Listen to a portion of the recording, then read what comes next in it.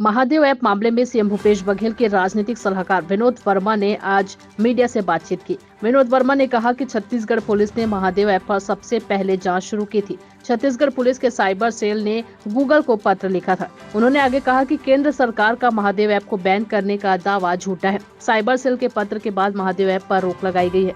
उन्होंने कहा कि सौरभ चंद्राकर, रवि उप्पर के खिलाफ छत्तीसगढ़ पुलिस ने लुकआउट सर्कुलर जारी किया है। विनोद वर्मा ने यह भी दावा किया है कि महादेव ऐप के संचालकों की केंद्र सरकार से सांठगांठ हो गई है। उन्होंने दावा किया है कि आज भी महादेव ऐप पर लाखों लोग सट्टा खेल रहे हैं। बैन करना महज दिखावा है, इसलिए केंद्र सरकार का बैन करने का दावा झूठा है। सीएम के राजनीतिक सलाहकार विनोद वर्मा ने कहा कि पहले भाजपा ने धर्म को राजनीति से जोड़ा था, अब भाजपा ने अपराध को राजनीति से जोड़ दिया है।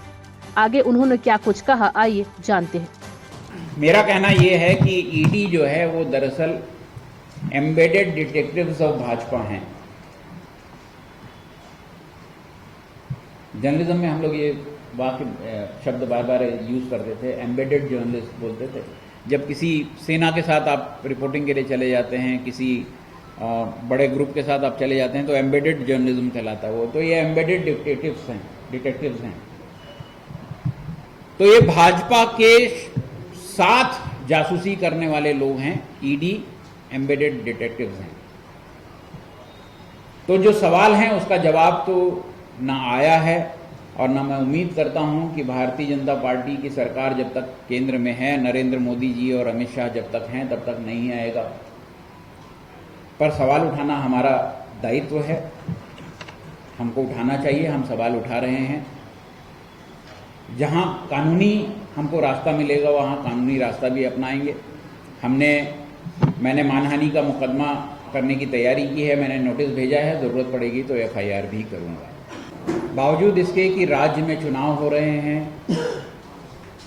लोकतंत्र का एक महापर्व चल रहा है, भारतीय जनता पार्टी ने बहुत सफलतापूर्वक चुनाव से मीडिया का ध्यान भटकाने में सफलता पाई है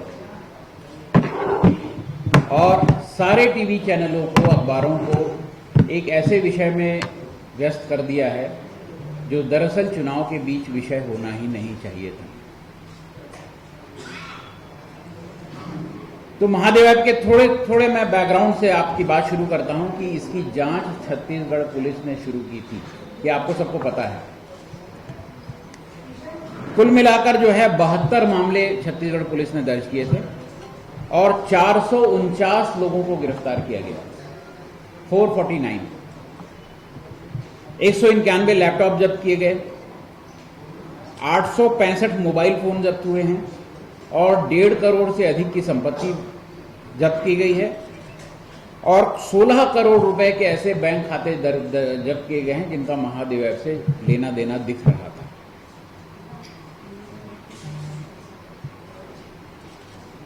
ईडी जब जांच शुरू करती है तो उसकी एक मजबूरी होती है या एक कानून बना हुआ है कि कोई अपराध पहले दर्ज होगा तभी वो जांच कर सकती है। तो छत्तीसगढ़ पुलिस ने महादेव ऐप पर जो मामला दर्ज किया उसके आधार पर जो है वो ईडी ने जांच शुरू की।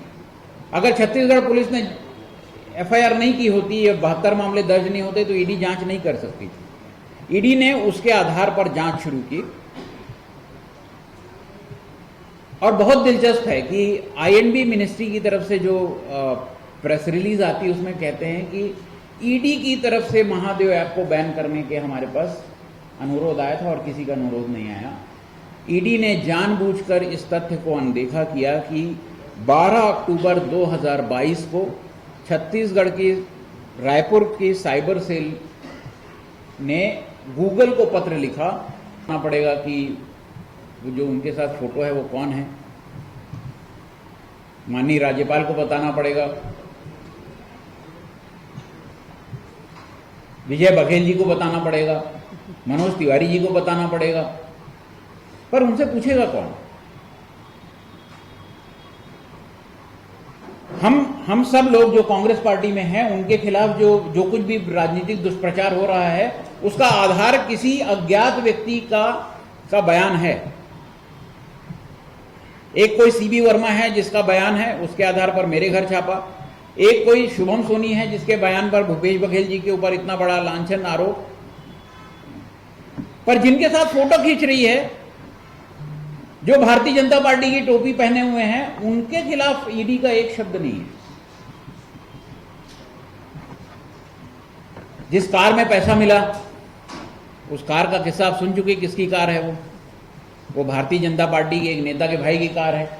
और ये हमारे आरटीआई के जो चेयरमैन हैं प्रदेश के, नितिन सिन्हा जी, उन्होंने आनन फानन में आरटीआई से कागज निकाले हैं और इसमें एक वाक्य बहुत महत्वपूर्ण है, जिसमें ये कहा गया है कि परसों तक, परसों मतलब आज है 9 तारीख, 8 तारीख तक, 8 तारीख तक 7 तारीख तक, 7 नवंबर तक वाहन क्रमांक CG12AR6300 इनोवा क्रिस्टा का स्वामित्व अंतरण हेतु इस कार्यालय में कोई आवेदन लंबित नहीं है।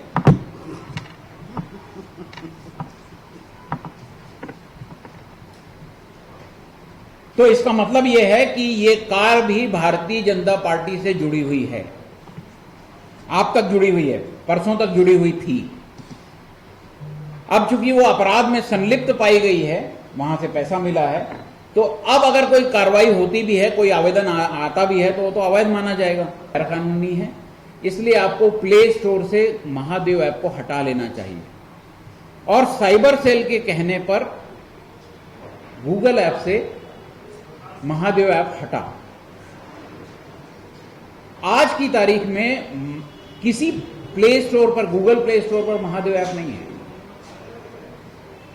तो तकनीकी रूप से जो बात केंद्र सरकार ने कही है कि हम इसको बैन करने जा रहे हैं, दरअसल वो बैन नहीं कर पा रहे हैं, क्योंकि जिस दिन उन्होंने घोषणा की कि वो बैन करने जा रहे हैं, उसी दिन एक टीवी चैनल ने बाकायदा महादेव ऐप के से संपर्क किया और उनसे वो लिंक मिल गया जिसके आधार पर वो जुआ खेल सकते थे, सट्टा लगा सकते थे। तो केंद्र सरकार का यह दावा कि उन्होंने महादेव ऐप को बैन किया है, एकदम झूठा है, कोई सिरा उसका नहीं है। अब छत्तीसगढ़ पुलिस ने जांच के बाद पाया कि ऐप के संचालक जो हैं वो रवि उप्पल और सौरभ चंद्राकर हैं। ये छत्तीसगढ़ पुलिस ने पहले पता किया था। इसके बाद पुलिस ने इन दोनों के खिलाफ लुकआउट नोटिस जारी किया। छत्तीसगढ़ पुलिस के जो पुलिस महानिदेशक हैं, उन्होंने अन्य राज्यों के महानिदेशकों को चिट्ठी भी लिखी कि ये ऐसी एक सट्टेबाजी का खेल चल रहा है और इसको रोकना चाहिए, हम सब मिलकर काम करेंगे तभी रोक पाएंगे।